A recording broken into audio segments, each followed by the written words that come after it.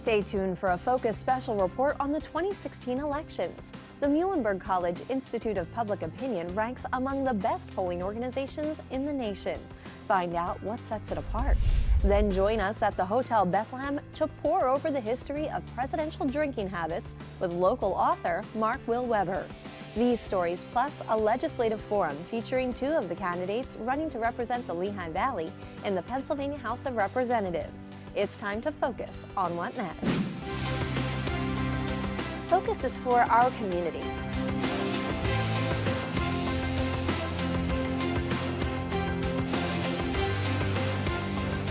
Focus showcases the people, The places and the issues that matter to you.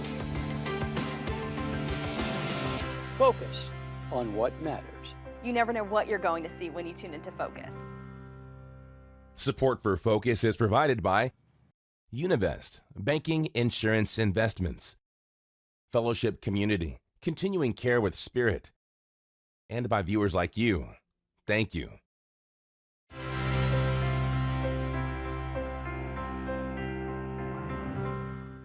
Welcome to this Focus special report on the 2016 elections. I'm Laura McHugh. Coming up, we focus on campus and tour a nationally ranked polling institute located in Allentown, and focus on history with a Bethlehem author who wrote the book on presidential drinking habits.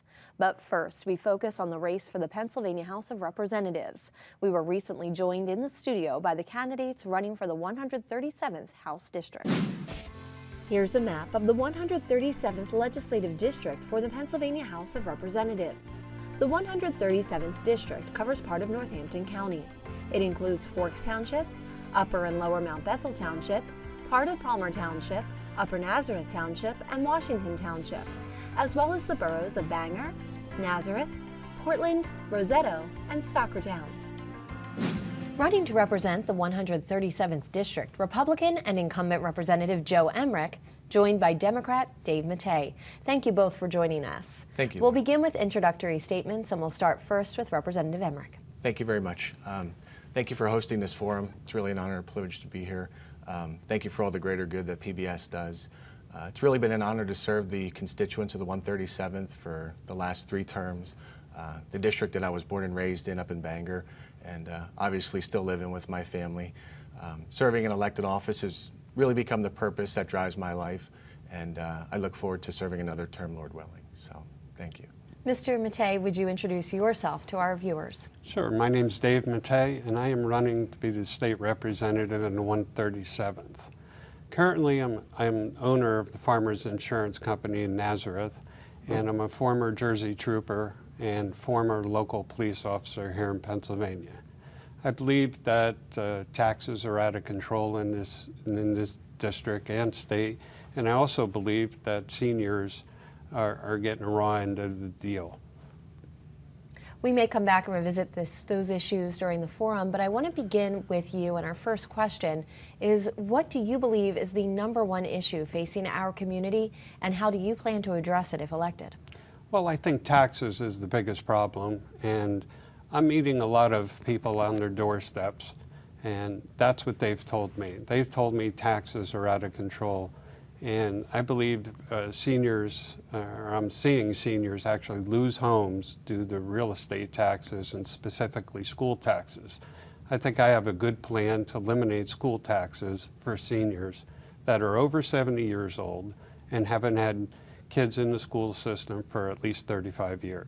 Could you tell us more about how you would plan to address that? Sure. I plan, if I get to Harrisburg, and when I get to Harrisburg, I plan on putting a committee together with both Republicans and Democrats to come up with the right answers on how to do that. We'll come back to you in just a moment. Representative Emmerich, what do you view as the #1 issue facing our community, and how would you address it if reelected? Yeah, well, property taxes are certainly a huge issue. That's been a long-standing problem for not only the 137th, but many pockets across Pennsylvania, but also the issue of job creation and economic growth. We've done some good things in Harrisburg, such as eliminating the capital stock and franchise tax, one of the most onerous taxes on businesses in Pennsylvania. We've done some things to streamline regulations, to make it easier for small businesses and regular businesses, bigger businesses to conduct business here in Pennsylvania and really be an attractive place for them to relocate in the future, if the opportunity presents itself. You spoke about property taxes, and I wanted to hear your plan. Do you have plans for Sure. property tax relief? Yeah, And we what would you actually. propose? Yeah, actually, I supported and voted for House Bill 504 just this term. It's actually sitting in the state Senate. Without getting into too much detail, it was a dollar-for-dollar reduction in property taxes. It was an increase in the personal income tax and sales tax, then a dollar-for-dollar reduction in local property taxes. So it was a twofold approach to drawing down property taxes. One revenue stream was designed to establish a minimum 20% reduction in the millage rates of school districts. The other revenue stream was going to be used to go through the homestead right off your tax bill. And so statewide, it was going to establish about a 50% reduction in property taxes across Pennsylvania. Very good piece of legislation. And I'm not sure if the Senate's going to move that at this point or not. I certainly hope they do. But it was certainly a bill that I was very happy to support. Mr. Mattei, Representative Emmerich brought up the issue of job creation. Is that an important issue to you? And what would you propose to do to improve job creation if it needs improvement? Well, the Borough of Nazareth, where I have my office, has a great program, and I think it's a perfect model that I can spread around the district. Specifically Bangor. If you drive through Bangor, you see a lot of empty storefronts. We can take the model that Nazareth uses, which is having a downtown manager, which is funded by a small grant from the county, and she's doing a fantastic job. She's brought in over 8 businesses and filled storefronts both on South Main and South Broad. I think it's a program that we need up in Bangor, and I don't think it's a program that Joe supports at all. Would you like to respond to that since? Yeah, sure. I mean, I don't know what evidence he has that I don't support programs for initiatives that improve local communities. In fact, the Slate Belt Partnership Program, we've just been in contact with them to work with local businesses and banks to commit up to, I think it's over $100,000 in commitments they have. So it's a partnership between four local municipalities, Bangor Borough, Portland Borough, and then 2 in Representative Hahn's district. So the Nazareth initiative is actually very good. It's a very good program. I believe Stephanie is ahead of that. She's doing a great job. And hopefully they continue to build businesses in downtown Nazareth, and as we've done in other parts of the district. So I'd like to move on to talk about the issue of education. Mr. Mattei, do you believe that public education, K-12 education specifically, is adequately funded in the state of Pennsylvania? No, absolutely not. I don't think either of us sitting here would think it's adequately funded. For the last 7 years, there's been an approximate 2% shortage coming from Harrisburg. I believe the money's in Harrisburg. I don't believe it's funded properly. Well, it's never been funded in the last 7 years. Under the Corbett administration, there's been significant cuts in funding, and it is something that my opponent has voted for, and it's got to be corrected, and it's got to be corrected quickly. yeah, that information is completely inaccurate. If you go to my website, voteemmerich.com, we have a simple bar graph that shows the level of education funding over the last 10 years that the state has provided in K-12 education. And the education budget for Pennsylvania consists of 40% of all spending. So to say that we're not funding education properly is kind of ridiculous. And what my opponent is trying to perpetuate is basically a 7-year lie that was established by Ed Rendell, who used federal stimulus money back at the last 2 years of his final term, gutted the state's contribution to basic education, backfilled it with federal stimulus money, knowing the day he left office there'd be a huge vacuum. And we filled that vacuum and beyond. We have actually historic levels of education funding, basic ed K-12.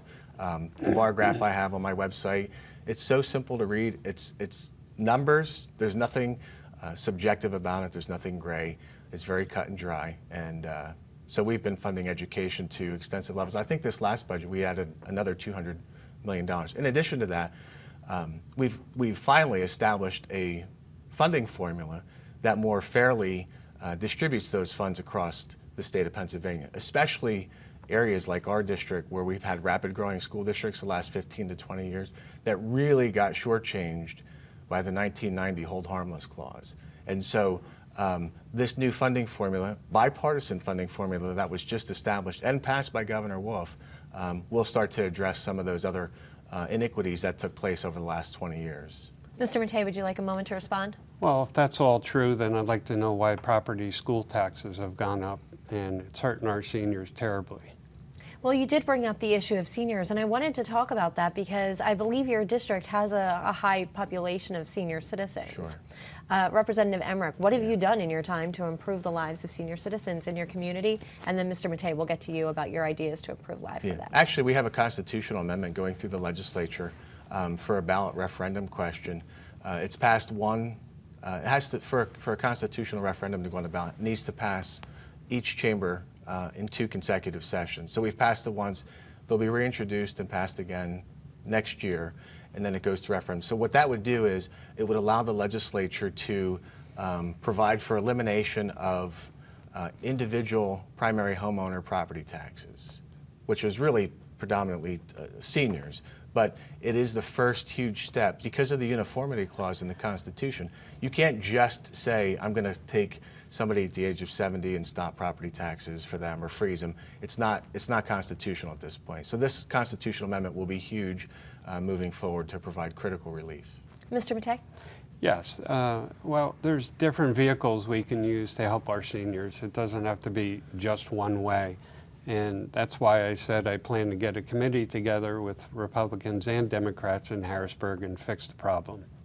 We are getting close to closing remarks, and before we go to those, I think it's of particular interest to our viewers whether or not you support public funding for public media stations like PBS stations and the 8 PBS stations across public media stations across the state of Pennsylvania. Where do you stand on that issue? Yeah, sure. And I believe we funded them in the budget since I've been in office. So, and they do provide some great programming that is very, very useful and beneficial to a lot of people, especially kids. So.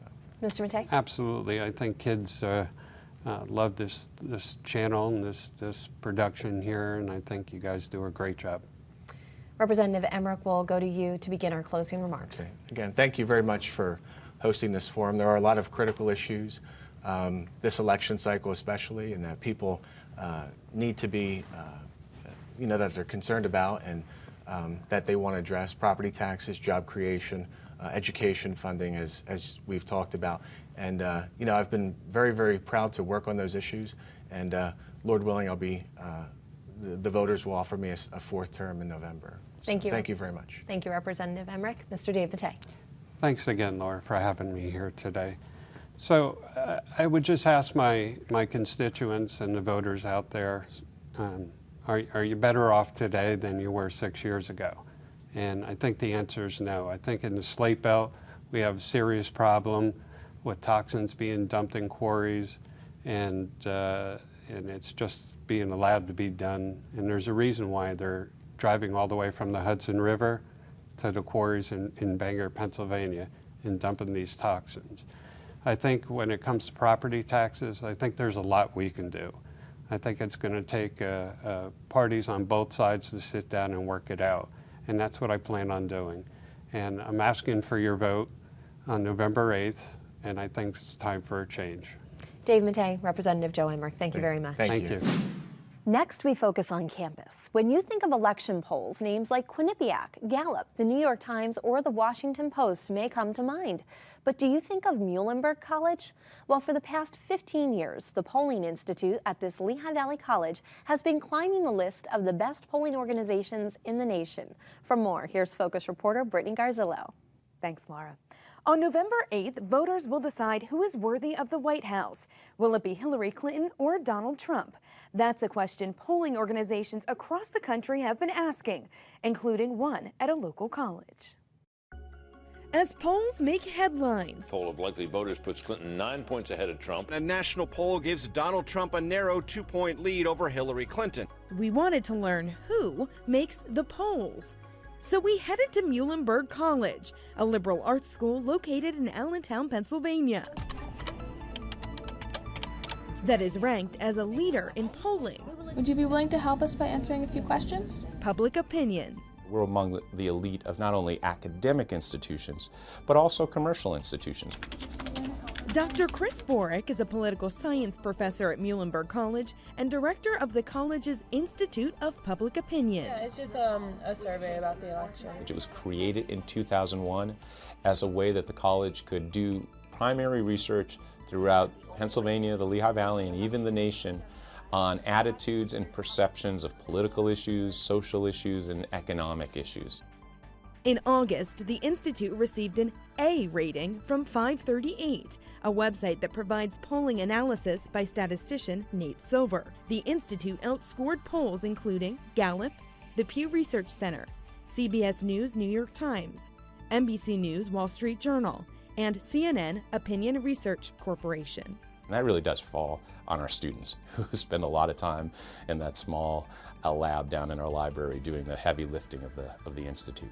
Tucked beneath the school's Trexler Library, in a lackluster lab labeled Polling Center, students spent hours surveying Lehigh Valley residents. Hello, my name is Daniel. I'm conducting a research project at Muhlenberg College about the upcoming election. We will attempt to call back within the next few days to see if you would be willing to participate. Thank you. A lot of them are the horse race polls. Who's winning? How much are they winning by? What are the issues? But we're also looking at deeper dives into the voters. For example, the personal aspects of this election. Have you looked less favorably upon someone you know because of who they're supporting in the presidential election this year? Yes or no? Students play a primary role in the day-to-day operations of the Institute. We have about 40 to 50 students on the Institute payroll. They do much of the interviewing, they manage our phone lab, they help with designing the samples. We have a team of supervisors every year that basically run the operations of the Institute. That team includes senior and neuroscience major Angela Grassi. When people wonder what that weird room is on sea level of the library, that's us. Angela started as a caller her freshman year and is currently a co-head supervisor. I oversee all of the activities of the supervisors and all the callers. Senior and political science major Michael Juba worked as a caller for the Institute and now helps analyze data as an intern for Dr. Borick. I'm actually very proud to be doing the work here. It's really interesting. It's almost surreal to think it's right in our library's basement. So what sets the research apart from the rest? It's attention to a lot of the detail in the process. Details in sample selection, neutral questioning, quality interviewing, and transparency, according to Dr. Borick, that have led to a 15-year partnership with the Morning Call and national surveys with the University of Michigan and the Brookings Institution in Washington, D.C. Yeah, we're here. We work hard. We're interested.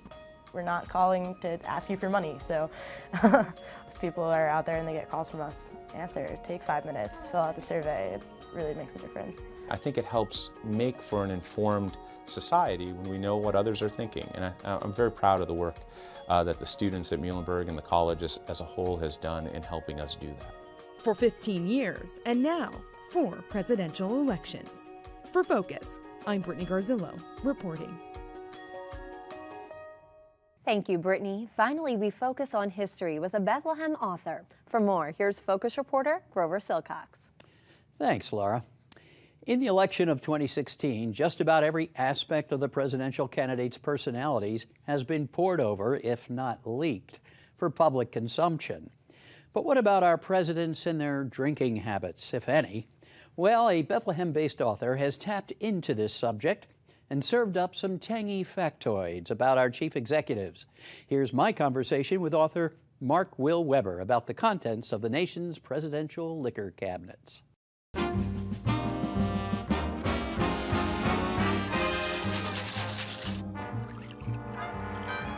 If you want to drink like a president, cozy up to the bar at Hotel Bethlehem.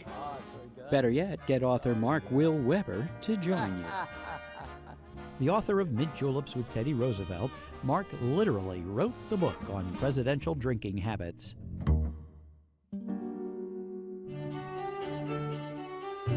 Together, we pored over the history of alcohol and America's chief executives in the very place Democratic presidential candidate John F. Kennedy spent the night while on the campaign trail in 1960. The Kennedy clan, for lack of a better term, aristocratic drinks that they would serve in Cape Cod. According to Mark, Kennedy wasn't a big drinker. He liked Heineken, considered an elite German beer in his day, but one of his favorite libations was a Cuban daiquiri, which you can still order today at the Hotel Bethlehem. And here we have the Cuban daiquiri. Mark has re-released his original book into two parts, Drinking with the Democrats and Drinking with the Republicans, just in time for the 2016 election. I think in some ways the subject chose me. Mark regaled me with the story of Republican President Warren G. Harding stuffing a fifth of whiskey into his golf bag. During Prohibition, nobody's supposed to drink, and here's Harding, who sometimes by the back nine he would be shooting all over the place. Harding's story piqued Mark's interest, and the Bethlehem-based author began exploring the history of presidential drinking and how alcohol was often used to win votes. It predates America in that we know that when George Washington ran for the House of Burgesses, when we were still a British colony, that he very liberally supplied alcohol to his would-be voters and got elected. America's ninth president, William Henry Harrison, a member of the Whig Party, campaigned for the presidency in the 1840s as the log cabin and hard cider candidate. His supporters would go to the polls and construct these little log cabins and drink hard cider while they waited to vote.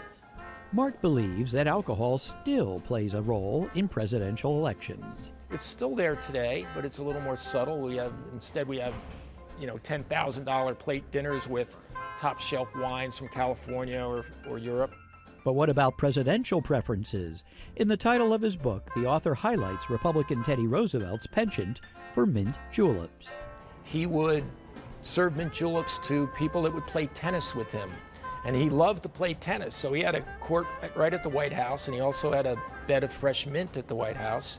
And he would instruct his steward to make these great mint juleps with the fresh mint. Teddy's cousin Franklin, a Democrat, enjoyed martinis.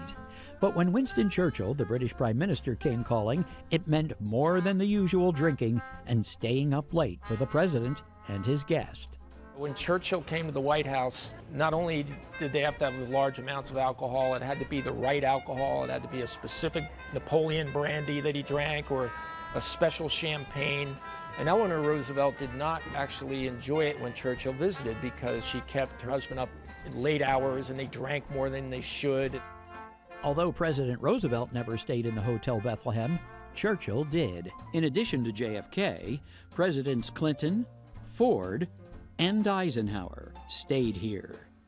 According to Mark, Eisenhower, a Republican, was a moderate drinker but enjoyed a scotch or two later in life. His doctor tried to limit him to one nightcap of scotch, and Ike would agree, and then he'd drink the one scotch and he'd turn to the butler and ask for a second one, and his doctor would say, "But Mr. President, we talked about this, we're gonna only have one." And he said, "Thank you, Howard, you've done your duty." Turn to the butler, "Bring me a scotch, please." And in the 21st century, the rising popularity of craft beer hasn't escaped the presidency. Democratic President Obama asked his staff to homebrew some beer for the White House, and they came up with White House Honey Ale, Porter, and Blonde. It served to special guests of the Executive Mansion. So the question now is, what kind of libations will the next president prefer? The one candidate doesn't drink at all, so we'll see what happens on that score. And on that note, a toast to the next Commander-in-Chief, to the new president. May he or she govern well. For Focus, I'm Grover Silcox reporting. So Mark Will Weber has been getting a lot of national attention for this series, but it must have been nice to catch him in his hometown at the historic Hotel Bethlehem. Yes, a fun subject, and of course the Hotel Bethlehem, where 4 U.S. presidents stayed at one time or another. Eisenhower, JFK, Gerald Ford, and Clinton.